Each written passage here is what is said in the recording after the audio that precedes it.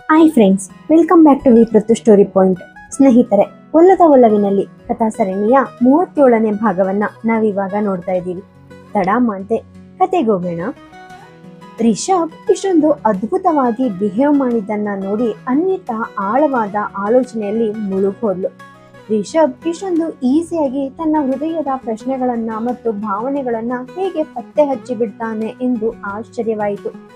ಅನ್ವಿತಾಳ ಹೃದಯಕ್ಕೂ ಒಂದು reality realise ಆಗಿತ್ತು. ರಿಷಬ್ಗೆ ತನ್ನ ಮೇಲಿರೋ ಕಾಳಜಿ ಕೇವಲ ಸಾಮಾನ್ಯ ಫ್ರೆಂಡ್ಶಿಪ್ ಖಂಡಿತ ಆಗಿರ್ಲಿಲ್ಲ. ಅದು ಸ್ನೇಹದ ಲಿಮಿಟ್ಸ್ ದಾಟಿದ ಪ್ರೀತಿಯ ಬಾಂಧವ್ಯ ಆಗಿತ್ತು. ಆದ್ರೆ ಸಮಾಜದ ಮಿತಿಗಳು ಮತ್ತು ಪಾಸ್ಟ್ನಲ್ಲಿ ವಿಧಿಗೆ ನಡೆದ ದುರಂತದ ಭರವಸೆಗಳಿಂದಾಗಿ ರಿಷಬ್ ತನ್ನ ಲೈಫ್ನಲ್ಲಿ ಆ ಸ್ನೇಹದ ಗೆರೆಯನ್ನ ದಾಟಲು ಪ್ರಯತ್ನಿಸಿರಲಿಲ್ಲ. ತನ್ನ ಪ್ರೀತಿಯನ್ನ ಅನ್ವಿತಾ ಮುಂದೆ ಬಯಲ್ ಮಾಡಿರಲಿಲ್ಲ. ಇವರಿಬ್ಬರ ಮಧ್ಯೆ ಇರೋ ಇದೇ ಮ್ಯೂಚುಯಲ್ ಅಂಡರ್ಸ್ಟ್ಯಾಂಡಿಂಗ್ ಇವರ ಸುಂದರ ಫ್ರೆಂಡ್ಶಿಪ್ ಅನ್ನ ಕಾಪಾಡ್ಕೊಂಡು ಬರೋಕೆ ಸಾಕಾಗಿತ್ತು. ರಿಷಬ್ ಆಡಿದ ಮಾತುಗಳನ್ನ ಕೇಳಿದ ನಂತರ ಅನ್ವಿತಾ ಮೌನವಾಗಿ ಕುಳಿತಿದ್ಲು. ಕೊನೆಗೆ ಅನ್ವಿತಾ ಸುದೀರ್ಘ ಉಸಿರು ತಗೊಂಡು ನೇರವಾಗಿ ರಿಷಬ್ ಕಣ್ಣುಗಳನ್ನ ನೋಡ್ತಾ ಲೋ ಧ್ವನಿಯಲ್ಲಿ ಕೇಳಿದ್ಲು. ರಿಷಬ್ ಅವ್ರೆ, ನಾನಿವತ್ತು ಮಧ್ಯಾಹ್ನ ಇದ್ದಕ್ಕಿದ್ದಂತೆ ಹೆದರುಕೊಂಡು ನಿಮ್ಮನ್ನ ಯಾಕೆ ಕರೆದೆ ಅಥವಾ ಇವತ್ತು ನಡೆದ ಘಟನೆಯ ರೀಸನ್ ಏನು ಅಂತ ಇಷ್ಟು ಹೊತ್ತಾದ್ರೂ ನೀವು ಒಂದು ಸಾರಿನೂ ಪ್ರಶ್ನೆ ಮಾಡ್ಲೇ ಇಲ್ವಲ್ಲ? ನಿಮ್ಗೆ ನನ್ನ ಬಿಹೇವಿಯರ್ ನೋಡಿ ವಿಚಿತ್ರ ಅನ್ನಿಸ್ಲೇ ಇಲ್ವಾ? ಅನ್ವಿತಾ ಇಷ್ಟೊಂದು ಸೌಮ್ಯವಾಗಿ ಕೇಳಿದ ತಕ್ಷಣ ರಿಷಬ್ಗೆ ಕನ್ಫರ್ಮ್ ಆಯಿತು. ಅನ್ವಿತಾ ತನ್ನ ಆತಂಕದ ಅಟ್ಯಾಕ್ ಇಂದ ಆಚೆ ಬಂದು ನಾರ್ಮಲ್ ಕಂಡೀಷನ್ಗೆ ಮರಳಿದಾಳೆ ಮತ್ತು ಕಷ್ಟದ ಸಿಚುವೇಶನ್ ಹ್ಯಾಂಡಲ್ ಮಾಡೋ ಕೆಪಾಸಿಟಿ ಇವಳಿಗೆ ಬಂದಿದೆ ಅಂತ. ಅವಳು ಸ್ವತಃ ಆಫೀಸ್ನ ವಿಷಯವನ್ನ ಶೇರ್ ಮಾಡ್ಕೊಳ್ಳಲು ಆಸೆ ಪಡ್ತಾ ಇದ್ದಾಳೆ ಅನ್ನೋದು ಅವನಿಗೆ ಗೆಸ್ ಆಯ್ತು. ರಿಷಬ್ ಮುಖದ ಮೇಲೆ ತಣ್ಣನೆಯ ಸ್ಮೈಲ್ ಇಟ್ಕೊಂಡು ಫ್ರೆಂಡ್ಲಿ ಧ್ವನಿಯಲ್ಲಿ ಹೇಳ್ದ, ಹೌದು ಅನ್ವಿತಾ, ಇವತ್ತು ಬ್ಯುಸಿ ಟೈಮ್ನಲ್ಲಿ ಸಡನ್ ಆಗಿ ಫೋನ್ ಮಾಡಿ ಅಳ್ತಾ ನನ್ನನ್ನ ಕರ್ಸ್ಕೊಂಡಿದ್ದು ನನ್ಗೊಂದ್ ಸೆಕೆಂಡ್ ಭಯ ಆಗಿದ್ದು ನಿಜ. ಆದ್ರೆ ಇಂಥ ವಿಷಯಕ್ಕೋಸ್ಕರ ನಾನ್ ನಿನ್ ಮುಂದೆ ನಿಂತು ಸಾಲು ಕ್ವೆಶನ್ ಕೇಳಿ ನಿನ್ ಮನ್ಸನ್ನ ಕಾಡಿಸ್ಬೇಕು ಅಂತ ಏನೂ ಇಲ್ಲ ಅಲ್ವಾ? ನಮ್ ಫ್ರೆಂಡ್ಶಿಪ್ ಮಧ್ಯೆ ಇಂತಹ ಔಪಚಾರಿಕತೆಯ ಮರ್ಯಾದೆ ಇಟ್ಕೊಳ್ಳೋ ಅವಶ್ಯಕತೆ ಇಲ್ಲ. ನಿನ್ ಕಷ್ಟದಲ್ಲಿದ್ದಾಗ ನನಗ್ ಕಾಲ್ ಮಾಡ್ದೆ, ನಾನು ಫ್ರೆಂಡ್ ಆಗಿ ನಿನ್ ಬೆನ್ ಹಿಂದೆ ಬಂದು ನಿಂತೆ. ಇನ್ಮೇಲೆ ಈ ಸಂಭಾಷಣೆಯನ್ನ ಇಲ್ಲಿಗೆ ಕ್ಲೋಸ್ ಮಾಡೋಣ. ಈ ಪ್ರಪಂಚದಲ್ಲಿ ಪ್ರತಿಯೊಬ್ಬರಿಗೂ ಯಾವ ವಿಷಯವನ್ನ ಹೇಗ್ ಮಾತಾಡ್ಬೇಕು, ಯಾವ ಟೈಮ್ನಲ್ಲಿ ಯಾರ ಮುಂದೆ ಬಾಯಿ ಬಿಡಬೇಕು ಮತ್ತು ಯಾರ ಮುಂದೆ ಸೈಲೆಂಟ್ ಆಗಿರ್ಬೇಕು ಅನ್ನೋ ಜ್ಞಾನ ಗೊತ್ತಿರುತ್ತೆ. ಎಂತಹ ಕಠಿಣ ಸಮಯದಲ್ಲಿ ಎಂತಹ ಡಿಸಿಷನ್ ತಗೋಬೇಕು ಅನ್ನೋ ಕೆಪಾಸಿಟಿ ನಿನ್ನಲ್ಲಿದೆ. ಹಾಗಾಗಿ ನಾನ್ ನಿನ್ ಹೃದಯಕ್ಕೆ ಫೋರ್ಸ್ ಮಾಡಿ ಆಫೀಸ್ನಲ್ಲಿ ನಡೆದ ವಿಷಯವನ್ನ ಇವಾಗ್ಲೇ ಬಾಯ್ ಬಿಡು ಅಂತ ಒತ್ತಾಯ ಮಾಡಲ್ಲ. ಆದ್ರೆ ಇವಾಗ ನಿನ್ನೆ ಸ್ವತಃ ಕಂಫರ್ಟಬಲ್ ಆಗಿ ಮಾತಾಡೋಕೆ ಆಸೆ ಪಡ್ತಿದ್ಯಾ ಅಂದ್ಮೇಲೆ ನಾವು ಆರಾಮಾಗಿ ಡಿಸ್ಕಸ್ ಮಾಡಬಹುದು. ಹೇಗಿದ್ರು ನಾನಿವತ್ತು ಇಡೀ ನೈಟ್ ನಿನ್ ಹೆಲ್ತ್ ಕೇರ್ ತಗೊಳ್ಳೋಕೆ ಇದೇ ಹಾಸ್ಪಿಟಲ್ ರೂಮ್ ನಲ್ಲಿ ಇರೋಕೆ ಡಿಸೈಡ್ ಮಾಡಿದೀನಿ. ಆದ್ರೆ ಅನ್ವಿತಾ, ನಿನ್ ಕಣ್ಣಲ್ಲಿರೋ ನೋವು ನೋಡ್ತಾ ಇದ್ರೆ ಮ್ಯಾಟರ್ ಸೀರಿಯಸ್ ಆಗಿದೆ ಅನ್ನೋದು ಕ್ಲಿಯರ್ ಆಗಿ ಅರ್ಥ ಆಗ್ತಾ ಇದೆ. ಸೊ ಈ ವಿಷಯದ ಬಗ್ಗೆ ನಾವು ಡೀಟೇಲ್ ಆಗಿ ಮಾತಾಡ್ಬೇಕಂದ್ರೆ ಇಬ್ರು ಕಣ್ಣಲ್ಲೂ ಇರೋ ನಿದ್ದೆಯನ್ನ ಓಡಿಸಿ ಇಡೀ ರಾತ್ರಿ ಅಲರ್ಟ್ ಆಗಿರೋದು ಇಂಪಾರ್ಟೆಂಟ್ ಅಲ್ವಾ?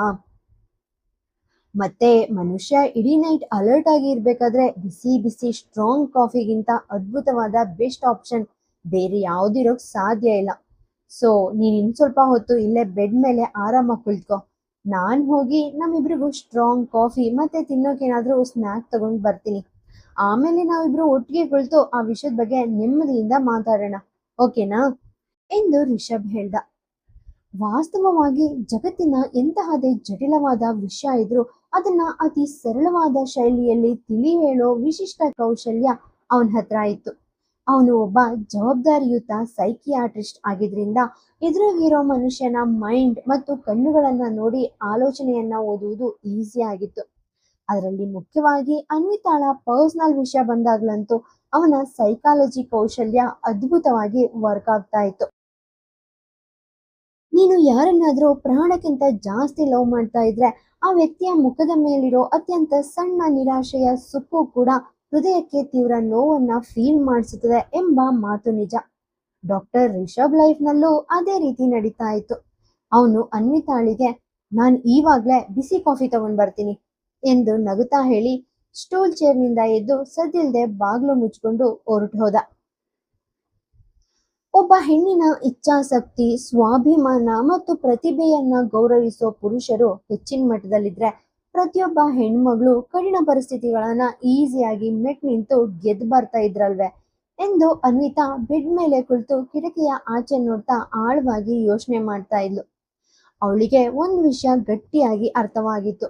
ಒಬ್ಬ ಹೆಣ್ಣಿಗೆ ತನ್ನ ಕಾಲ್ ಮೇಲೆ ತಾನು ನಿಲ್ಬೇಕಾದ್ರೆ ಮತ್ಯಾವ ಒಬ್ಬ ಪುರುಷನ ಹಣದ ಆಸರೆ ಅಥವಾ ಭಿಕ್ಷೆಯ ಬೆಂಬಲದ ಅವಶ್ಯಕತೆ ಇರಲ್ಲ.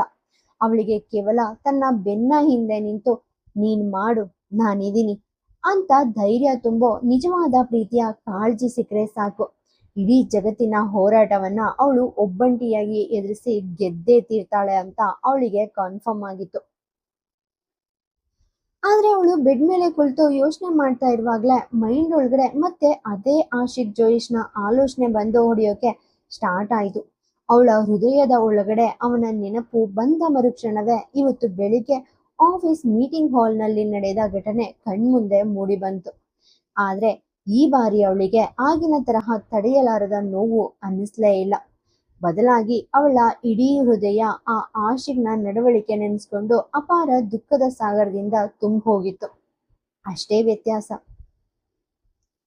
ಅನ್ವಿತಾ ಆಲೋಚನೆಯಲ್ಲಿ ಮುಳುಗೋದಾಗ ಅತ್ತ ರೂಮ್ ಬಾಗಿಲು ಓಪನ್ ಮಾಡಿ ಡಾಕ್ಟರ್ ರಿಷಬ್ ಕೈಯಲ್ಲಿ ಬಿಸಿ ಬಿಸಿ ಸ್ಟ್ರಾಂಗ್ ಕಾಫಿಯ ಮಗ್ಸ್ ಮತ್ತು ಪ್ಲೇಟ್ನಲ್ಲಿ ಟೇಸ್ಟಿ ತಿಂಡಿಗಳನ್ನ ತಗೊಂಡು ಒಳಗಡೆ ಬಂದ. ಅವನು ಅನ್ವಿತಾಳ ಕೈಗೆ ಬಿಸಿ ಕಾಫಿ ಕಪ್ ನೀಡಿ ತಾನು ಕೂಡ ಒಂದು ಕಪ್ ಹಿಡ್ಕೊಂಡು ಚೇರ್ ಮೇಲೆ ಕುಳಿತುಕೊಂಡ. ಇಬ್ರು ಒಟ್ಟಿಗೆ ಕುಳಿತು ಕಾಫಿಯ ಸಣ್ಣ ಸಣ್ಣ ಸಿಪ್ ಹೀರ್ತಾ ಇರುವಾಗ್ಲೇ ಕೊನೆಗೂ ಅನ್ವಿತಾ ಇವತ್ತು ಬೆಳಿಗ್ಗೆ ಆಫೀಸ್ನ ಮೀಟಿಂಗ್ ಹಾಲ್ ಒಳಗಡೆ ಏನೆಲ್ಲ ನಡೀತು ಅಂತ ರಿಷಬ್ ಮುಂದೆ ಕಣ್ಣೀರ್ ಹಾಕ್ತಾ ಇಡೀ ಕಥೆಯನ್ನ ಓಪನ್ ಆಗಿ ಎಕ್ಸ್ಪ್ಲೈನ್ ಮಾಡಿದ್ಲು. ಆ ಮೀಟಿಂಗ್ ಹಾಲ್ ಒಳಗಡೆ ಆಶಿಕ್ ಜೋಯಿಶ್ ತನ್ನ ಮುಂದೆ ಏನ್ ನೇರವಾಗಿ ಕುಳಿತಿದ್ರು ತನಗೆ ಇವಳು ಯಾರು ಅಂತ ಗೊತ್ತೇ ಇಲ್ಲ ಎನ್ನುವಂತೆ ಇಡೀ ಬೋರ್ಡ್ ಆಫೀಸರ್ಸ್ ಮುಂದೆ ಇಗ್ನೋರ್ ಮಾಡಿ ನಾಟಕ ಆಡಿದನು ಅನ್ನೋ ಸತ್ಯ ಕೇಳಿದ ತಕ್ಷಣ ಡಾಕ್ಟರ್ ರಿಷಬ್ ಒಳಗೊಳಗೆ ಶಾಕ್ ಆದ. ಅವನು ಮೈಂಡ್ನಲ್ಲೇ ಯೋಚನೆ ಮಾಡ್ದ, ಸರಿ, ಆಶಿಕ್ ಜೋಯಿಶ್ ಸಮಾಜದ ಮುಂದೆ ಅನ್ವಿತಾ ಜೊತೆಗಿರೋ ತನ್ನ ಹಳೆಯ ರಿಲೇಶನ್ಶಿಪ್ ವಿಷಯವನ್ನ ಬಾಯಿ ಬಿಟ್ಟು ಮಾತಾಡೋಕೆ ಇಷ್ಟಪಡದೆ ಸೈಲೆಂಟ್ ಆಗಿರೋದು ಬಿಸ್ನೆಸ್ ಬೇಸಿಸ್ ಮೇಲೆ ಕರೆಕ್ಟ್ ಇರ್ಬೋದು. ಆದ್ರೆ ಹೆಣ್ಣಾಗಿ ಅವಳ ಮುಂದೆ ಇಷ್ಟೊಂದು ಮಟ್ಟದ ಕಠಿಣ ಉದಾಸೀನತೆಯ ರಾಂಗ್ ಬಿಹೇವಿಯರ್ ತೋರಿಸೋ ಅನಿವಾರ್ಯತೆ ಏನಿತ್ತು ಅಂತ ರಿಷಬ್ಗೆ ಲಾಜಿಕಲ್ ಆಗಿ ಅರ್ಥವಾಗ್ಲೇ ಇಲ್ಲ. ಆದ್ರೆ ಅವನಿಗೆ ಒಂದು ವಿಷಯ ಕ್ಲಿಯರ್ ಆಗಿ ರಿಯಲೈಸ್ ಆಯ್ತು. ಆಶಿಕ್ ಜೋಯಿಶ್ ಆಫೀಸ್ನಲ್ಲಿ ತೋರಿಸಿದ ಉದಾಸೀನತೆಯ ಏಟು ಅನ್ವಿತಾಳ ಮನಸ್ಸಿನ ಮೇಲೆ ಪರಿಣಾಮ ಬೀರಿದೆ ಅಂತ. ಯಾಕಂದ್ರೆ ಅನ್ವಿತಾ ಇವತ್ತಿಗೂ ತನ್ನ ಇಡೀ ಹೃದಯದಿಂದ ಆ ಆಶಿಕ್ ಜೋಯಿಶ್ ಯಾವತ್ತೂ ಅವಳ ಈ ಹೊಸ ಬದುಕಿನ ಹಾದಿಯಿಂದ ದೂರ ಇರಬೇಕು ಅಂತಾನೆ ಆಸೆ ಪಡ್ತಾ ಇದ್ಲು. ಆದ್ರೆ ಇವತ್ತು ಆಫೀಸ್ನಲ್ಲಿ ಅವನು ತನ್ನನ್ನ ಇಷ್ಟು ಮಟ್ಟಿಗೆ ನಿರ್ಲಕ್ಷ್ಯ ಮಾಡಿದ್ದನ್ನ ನೋಡಿದ ತಕ್ಷಣ ಅವಳ ಆ ಹಳೆಯ ಗಾಯಗಳನ್ನೆಲ್ಲ ಮತ್ತೆ ಹೊಸದಾಗಿ ಜೀವಂತವನ್ನಾಗಿ ಓಪನ್ ಮಾಡಿಬಿಟ್ಟಿತ್ತು. ಈ ದಿನ ಆಫೀಸ್ನ ಆ ಅವಮಾನದ ಭಾವನೆಗಳು ಮತ್ತು ಹಳೆಯ ನೆನಪುಗಳು ಒಟ್ಟಾಗಿ ಸೇರಿ ಅನ್ವಿತಾಳ ಮೈಂಡ್ ಮೇಲೆ ತಡೆಯಲಾರದಷ್ಟು ಮೆಂಟಲ್ ಪ್ರೆಷರ್ ತಂದೇರಿದ್ವು. ಅವಳ ಮೆದುಳಿಗೆ ಇವತ್ತು ಆ ಆಘಾತವನ್ನ ಒಂಟಿಯಾಗಿ ನಿಭಾಯಿಸಲು ಸಾಧ್ಯವಾಗದೆ ಹೋದ ಆ ಕ್ರಿಟಿಕಲ್ ಕ್ಷಣದಲ್ಲೇ ದೇಹಕ್ಕೆ ಸಡನ್ ಆಗಿ nervous breakdown attack start ಆಗಿ ಅವಳು ಕಾರಿನ ಸೀಟ್ ಮೇಲೆ ಪ್ರಜ್ಞೆ ತಪ್ಪಿ ಬಿದ್ದಿದ್ಲು. ಇವಾಗ ಅನ್ವಿತಾ ಆಸ್ಪತ್ರೆಯ ಬೆಡ್ ಮೇಲೆ ಕುಳಿತು ನಾರ್ಮಲ್ ಆಗಿ ಚೆನ್ನಾಗಿದ್ದಾಳೆ ನಿಜ, ಮತ್ತು ರಿಷಬ್ ಕೂಡ ಅವಳಿಗೆ ಒಳಗಿನ ಆತಂಕ ಜಾಸ್ತಿ ಆಗ್ಬಾರ್ದು ಅಂತ ಅವಳ ಮುಂದೆ ಯಾವುದೇ ನೆಗೆಟಿವ್ ಮಾತಾಡದೆ ಸೈಲೆಂಟ್ ಆಗಿದ್ದ. ಆದ್ರೆ ವಾಸ್ತವದಲ್ಲಿ ಡಾಕ್ಟರ್ ರಿಷಬ್ ಒಳಗೊಳಗೆ ಅನ್ವಿತಾಳ ಈ ಹೆಲ್ತ್ ಕಂಡೀಷನ್ ನೆನೆಸ್ಕೊಂಡು ತೀವ್ರವಾಗಿ ಆತಂಕ ಪಡ್ತಾ ಇದ್ದ. ಅವನಿಗೆ ಹೆದರಿಕೆ ಆಗ್ತಾ ಇದ್ದ ದೊಡ್ಡ ರೀಸನ್ ಇವತ್ತು ಅನ್ವಿತಾಳನ್ನ ಇಷ್ಟೊಂದು ದೊಡ್ಡ ಆಸ್ಪತ್ರೆಯ ಬೆಡ್ ಮೇಲೆ ತಂದು ನಿಲ್ಲಿಸಿರೋ ಪರಿಸ್ಥಿತಿಗಳು ಇವತ್ತಿಗೆ ಮುಗಿದಿಲ್ಲ. ಬದಲಾಗಿ ಇನ್ಮುಂದೆ ಅವಳು ಪ್ರತಿದಿನದ ಆಫೀಸ್ ಲೈಫ್ನಲ್ಲೂ ಅದೇ ಪರಿಸ್ಥಿತಿಗಳನ್ನ ಕಡ್ಡಾಯವಾಗಿ ಮುಖಾಮುಖಿ ಎದುರಿಸಬೇಕಾದ ಅನಿವಾರ್ಯತೆ ಇದೆ ಅಂತ. ಯಾಕಂದ್ರೆ ಅವಳು ದಿನಾಲು ಆಫೀಸ್ ಹೋದಾಗ್ಲೆಲ್ಲ ಅಲ್ಲಿ ಚೇರ್ನಲ್ಲಿ ಕುಳಿತಿರೋ ಹೊಸ ಬಾಸ್ ಆಶಿಕ್ ಜೋಯಿಶ್ನನ್ನ ನೋಡ್ಲೇಬೇಕಾಗುತ್ತೆ. ಮತ್ತೆ ಪ್ರತಿ ಬಾರಿ ಅವಳು ಅವನ ಮುಂದೆ ಹೋದಾಗ್ಲೂ ಆ ಆಶಿಕ್ನ ಅಸಡ್ಡೆ ಇವಳು ಹೃದಯದೊಳಗೆ ಇವಾಗಷ್ಟೇ ನಿಧಾನವಾಗಿ ಗುಣವಾಗೋಕೆ ಸ್ಟಾರ್ಟ್ ಆಗಿರೋ ಆ ಹಳೆಯ ಗಾಯಗಳನ್ನ ದಿನಾಲು ನಾನ್ ಸ್ಟಾಪ್ ಆಗಿ ನೆನಪಿಸ್ತವೆ ಅನ್ನೋದು ರಿಷಬ್ಗೆ ಕನ್ಫರ್ಮ್ ಆಗಿತ್ತು. ಇನ್ನು ಮುಂದೆ ಇಂತಹ ಒಂದು ಕ್ರಿಟಿಕಲ್ ಕಂಡೀಷನ್ ಅಲ್ಲಿ ಆ ಆಶಿಕ್ ಜೋಯಿಶ್ ಮತ್ತೆ ಮರಳಿ ಅನ್ವಿತಾಳ ಈ ಹೊಸ ಬದುಕಿನ ಹಾದಿಗೆ ಎಂಟರ್ ಆಗೋದು ಇವಳ ಜೀವಕ್ಕೆ ಅಪಾಯ ಅಂತ ರಿಷಬ್ಗೆ ಅರ್ಥವಾಗಿತ್ತು. ಇದೆಲ್ಲವನ್ನ ಆಳವಾಗಿ ಯೋಚನೆ ಮಾಡಿದ್ಮೇಲೆ ಡಾಕ್ಟರ್ ರಿಷಬ್ ಉಳ್ಗಳಿಗೆ ಟೆನ್ಷನ್ ತಗೊಂಡು, ದೇವ್ರೇ, ಹೇಗಾದ್ರೂ ಮಾಡಿ ಇವತ್ತು ಆ ಜೋಯಿಶ್ ಇಂಡಸ್ಟ್ರೀಸ್ ಲೇ ಆಫ್ ಕಮಿಟಿಯ ಅಧಿಕಾರಿಗಳು ಹೊರ ಹಾಕ್ಲಿರೋ ಆ ಎಂಪ್ಲಾಯೀಸ್ ಲಿಸ್ಟ್ ಅಲ್ಲಿ ದಯವಿಟ್ಟು ನಮ್ಮ ಅನ್ವಿತಾಳ ಹೆಸರನ್ನ ತಪ್ಪದೇ ಸೇರಿಸಿ ಅವಳನ್ನ ಆ ಕಂಪ್ನಿಯಿಂದ ವಜಾ ಮಾಡಿ ಬಿಡ್ಲಿ ಅಂತ ಮೊರೆ ಇಟ್ಟ. ಯಾಕಂದ್ರೆ ಇವತ್ತು ಆಫೀಸ್ನ ಅಗ್ರಿಮೆಂಟ್ ರೂಲ್ಸ್ ಪ್ರಕಾರ ಅನ್ವಿತಾಳಿಗೆ ತನ್ನ ಸ್ವಂತ ಇಷ್ಟದ ಬೇಸಿಸ್ ಮೇಲೆ ಈ ಕೆಲಸವನ್ನ ಸಡನ್ ಆಗಿ ರಿಸೈನ್ ಮಾಡಿ ಆಚೆ ಬರೋ ರೈಟ್ಸ್ ಇರಲೇ ಇಲ್ಲ. ಒಂದ್ ವೇಳೆ ಅವಳಿಗೆ ಈ ಕಂಪನಿಯಿಂದ ಲೇ ಆಫ್ ಸಿಕ್ಕಿ ಜಾಬ್ ಹೋದ್ರೆ ಅದು ಅವಳಿಗೆ ಕೇವಲ ಕೆಲವು ತಿಂಗಳ ಕಾಲ ಫೈನಾನ್ಷಿಯಲಿ ಸ್ವಲ್ಪ ವೀಕ್ ಮಾಡಬಹುದು ಅನ್ನೋದು ರಿಷಬ್ಗೂ ಗೊತ್ತಿತ್ತು. ಆದ್ರೆ ರಿಷಬ್ ಮೈಂಡ್ ಅಲ್ಲಿ ಗಟ್ಟಿಯಾಗಿ ಪ್ಲಾನ್ ಮಾಡಿದ್ದ. ಆ ಸಣ್ಣ ದುಡ್ಡಿನ ಕಷ್ಟದ ಪರಿಸ್ಥಿತಿಯನ್ನ ನಿಭಾಯಿಸೋಕೆ ತಾನು ಮತ್ತು ತನ್ನ ಇಡೀ ಫ್ಯಾಮಿಲಿ ಮೆಂಬರ್ಸ್ ಅವಳ ಬೆನ್ ಹಿಂದೆ ನಿಂತು ಬೇರೆ ಚೆನ್ನಾಗಿರುವ ಬೆಟರ್ ದಾರಿ ಹುಡುಕಿಯೇ ತೀರುತ್ತೇವೆ ಅಂತ. ಆದ್ರೆ ಒಂದ್ ವೇಳೆ ಆ ಲಿಸ್ಟ್ ನಲ್ಲಿ ಇವಳ ಹೆಸರು ಬರ್ದೇ ಹೋದ್ರೆ ಅವಳು ಇನ್ ಮುಂದೆ ದಿನಾಲು ಬೆಳಿಗ್ಗೆ ಆಫೀಸ್ಗೆ ಹೋಗಿ ಆ ಆಶಿಕ್ ಜೋಯಿಶ್ನ ಮುಖ ಎದುರಿಸ್ಬೇಕಾದ ಪರಿಸ್ಥಿತಿ ಬರುತ್ತೆ. ದಿನಾಲು ಅವಳ ಮೈಂಡ್ಗೆ ತಗುಲುವ ಆ ಮಾನಸಿಕ ಆಘಾತ ಮುಂದಿನ ದಿನಗಳಲ್ಲಿ ಅವಳ ಅಮೂಲ್ಯವಾದ ಜೀವಕ್ಕೆ ಆಪತ್ತಾಗಿ ಚೇಂಜ್ ಆಗೋಗ್ಬಹುದು ಅನ್ನೋ ಭಯ ಅವನನ್ನ ಕಾಡ್ತಿತ್ತು.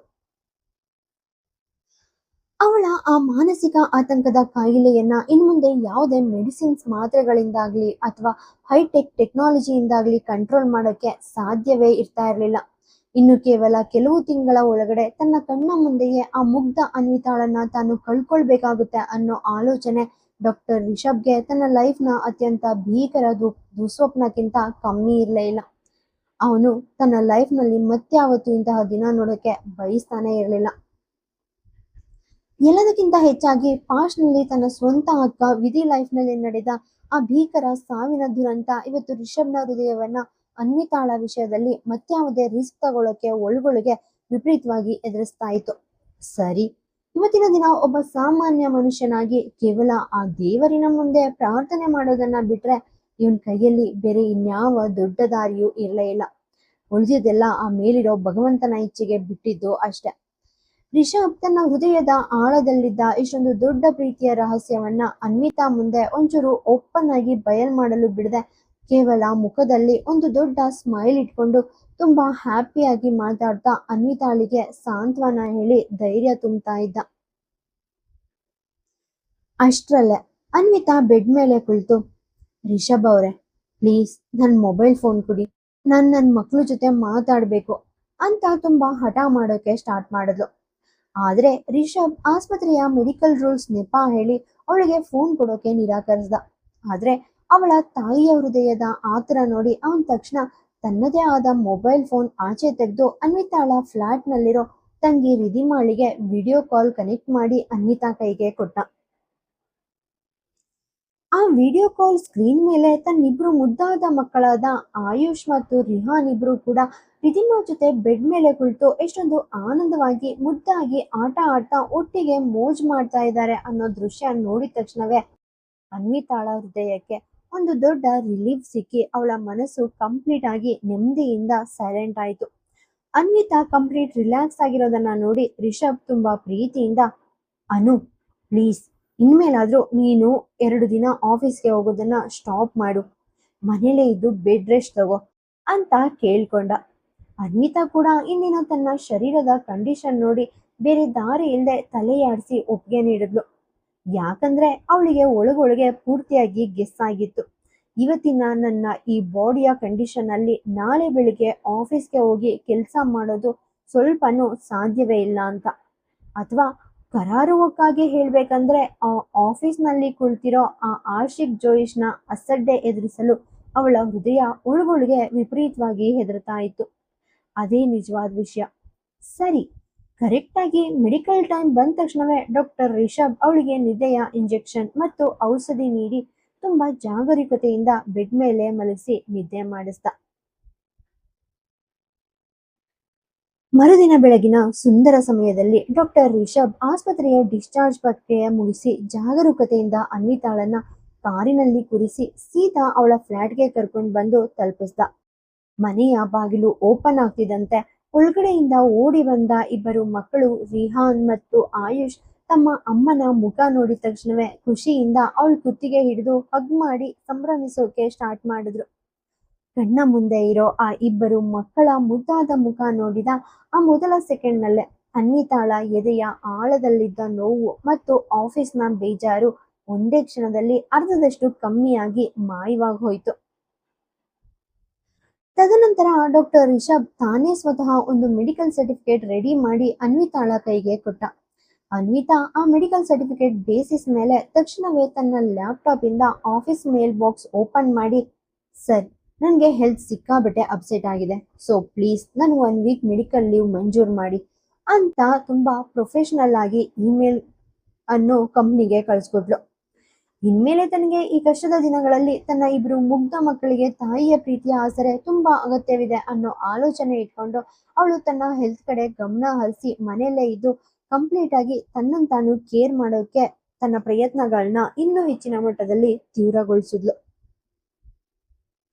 ಮತ್ತೊಂದೆಡೆ ಜೋಯಿಶ್ ಇಂಡಸ್ಟ್ರೀಸ್ ಆಫೀಸ್ ಒಳಗಡೆ ಇಡೀ ಮೀಟಿಂಗ್ ಮುಗಿದು 2-3 ದಿನಗಳ ಅವಧಿ ಕಂಪ್ಲೀಟ್ ಆಗಿ ಕಳೆದಿದ್ರು ಕೂಡ ಚೇರ್ಮನ್ ಆಶಿಕ್ ಜೋಯಿಶ್ ತನ್ನ ಕಣ್ಗಳಿಂದ ಇಡೀ ಆಫೀಸ್ ಕಾರಿಡಾರ್ನಲ್ಲಿ ಎಷ್ಟೊಂದು ಹುಡುಕಿದ್ರು ಅನ್ವಿತಾಳ ರೂಪ ಎಲ್ಲೂ ಕಾಣಿಸ್ಲೇ ಇಲ್ಲ.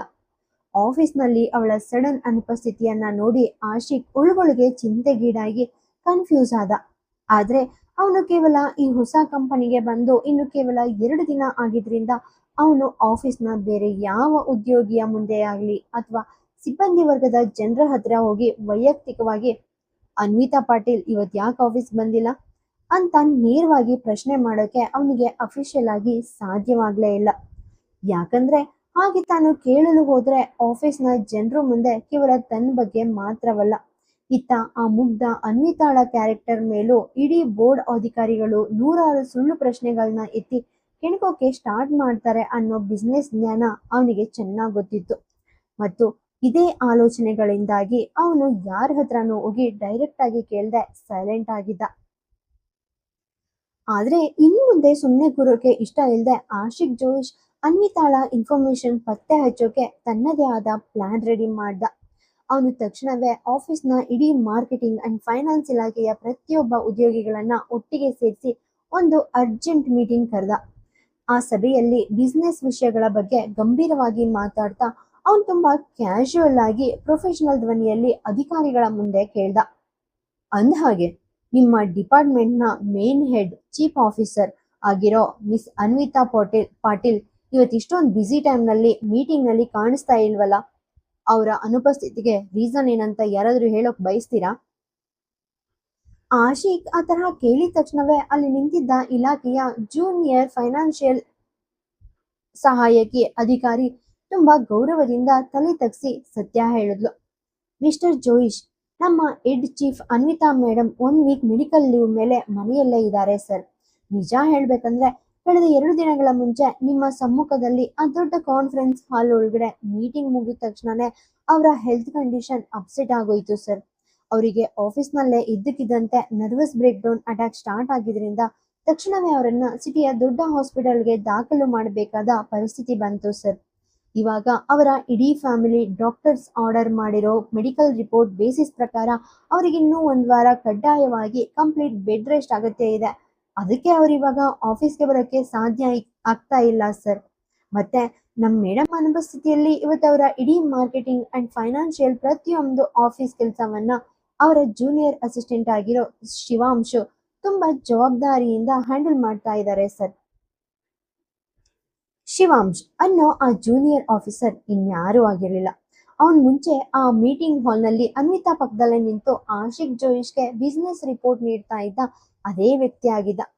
ಆ ಸಹಾಯಕಿ ಹೆಣ್ಣಿನ ಬಾಯಿಯಿಂದ ಅನ್ವಿತಾಳಿಗೆ ಅವತ್ತು ಆಫೀಸ್ನಲ್ಲಿ ನರಗಳ ಕುಸಿತದ ಅಟ್ಯಾಕ್ ಆಗಿ ಅವಳು ಆಸ್ಪತ್ರೆ ಸೇರಿದಾಳೆ ಅನ್ನೋ ವಿಷಯ ಕೇಳಿದ ಕೂಡಲೇ ಇತ್ತ ಆಶಿಕ್ ಇಡೀ ಶಕ್ತಿಯಿಂದ ಒಳಗೊಳಗೆ ಒಮ್ಮೆಲೆ ಕಂಪ್ಲೀಟ್ ಆಗಿ ನಡುಗು ಹೋಗಿ ತೀವ್ರ ಆತಂಕಕ್ಕೆ ಒಳಗಾದ. ಅವನಿಗೆ ಇವಾಗ ತನ್ನ ಮನದ ಆಳದಲ್ಲಿ ಎಂತಹದೋ ಒಂದು ದೊಡ್ಡ ಅಪರಾಧಿ ಪ್ರಜ್ಞೆ ಕಾಡೋಕೆ ಸ್ಟಾರ್ಟ್ ಆಯ್ತು.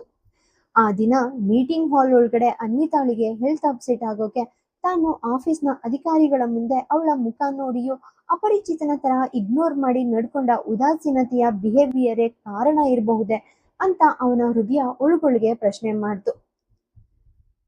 ತಾನವತ್ತು ಎಲ್ರ ಮುಂದೆ ಅವಳ ಜೊತೆ ತುಂಬಾ ಅಸಭ್ಯವಾಗಿ ಬಿಹೇವ್ ಮಾಡಿದ್ದಕ್ಕೆ ನನ್ನ ಆ ಒಂದು ಏಟಿನಿಂದಾನೆ ಇವತ್ತು ನನ್ನ ಮುಗ್ಧ ಅನ್ವಿತಾಳ ಮನಸ್ಸು ಒಳಗೊಳಗೆ ಇಷ್ಟೊಂದು ದೊಡ್ಡ ಮಟ್ಟದಲ್ಲಿ ನೊಂದು ಹೋಗಿ ಆಸ್ಪತ್ರೆ ಸೇರುವ ಕಂಡೀಷನ್ ಬಂದೀತೆ ಅಂತ ಅವನು ತೀವ್ರವಾಗಿ ಪಶ್ಚಾತ್ತಾಪ ಪಡಕ್ಕೆ ಸ್ಟಾರ್ಟ್ ಮಾಡ್ದ. ಆದ್ರೆ ಅವನು ಮರುಕ್ಷಣವೇ ತನ್ನ ಮೈಂಡ್ ನಲ್ಲೇ ಆ ಆಲೋಚನೆಯನ್ನ ಕಂಪ್ಲೀಟ್ ಆಗಿ ತಳ್ಳಿ ಹಾಕ್ದ. ಅವನ್ ಮೈಂಡ್ ಒಳಗಡೆ ಉಲ್ಟಾ ಒಂದು ಯೋಚನೆ ತಂದು ಹೇರ್ತು. ಅಯ್ಯೋ ಆಶಿಕ್, ನೀನ್ ಯಾಕೆ ಅವಳ ಬಗ್ಗೆ ಇಷ್ಟೊಂದು ಓವರ್ ಥಿಂಕಿಂಗ್ ಮಾಡ್ತಾ ಇದೀಯಾ ಹೇಳು. ಈಗ ಅನ್ವಿತಾ ಲೈಫ್ ನಲ್ಲಿ ಕೊರತೆ ಅನ್ನೋದೇನಿದೆ? ಅವಳೀಗ ತನ್ನ ಲೈಫ್ ನಲ್ಲಿ ಎಷ್ಟೊಂದು ಹ್ಯಾಪಿಯಾಗಿ ಸೆಟಲ್ ಆಗಿದ್ದಾಳೆ. ಮತ್ತು ಅವತ್ತು ಕಾರ್ ಪಾರ್ಕಿಂಗ್ ಬೇಸ್ಮೆಂಟ್ ಜಾಗದಲ್ಲಿ ತನ್ನ ಗಂಡ ಅಥವಾ ಪ್ರೇಮಿ, ಅವನ್ ಯಾರೇ ಆಗಿರ್ಲಿ, ಅವನ ಎದೆಗೆ ತನ್ನ ಮುಖ ಮಾಡಿ ಎಷ್ಟೊಂದು ಅಪಾರವಾದ ಪ್ರೀತಿಯ ಹಕ್ಕಿನಿಂದ ಹಗ್ ಮಾಡ್ಕೊಂಡು ಹೊರಗೋಗ್ತಾ ಇದ್ದಿದ್ದನ್ನ ನೀನೇ ಕಣ್ಣಾರೆ ನೋಡಿದ್ಯಾ ಅಲ್ವಾ?